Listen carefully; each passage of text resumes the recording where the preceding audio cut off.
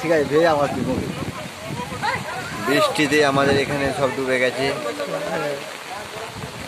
এ পুকুরের মাছ ওই পুকুরে লাভ মারছে। দেখুন আমাদের এখানে মানে একটা ওয়াইফাই ছিল, সেখানে গেম ফেম খেলতাম, একটা দোকান করে শান্তি বা বিক্রি হতো, এই জলে ডুবে গেছে। এই পরিস্থিতি আমাদের এই জলের এখন খেলা চলছে। না, এই মসজিদের কাছাকাছি জল উঠে গেছে।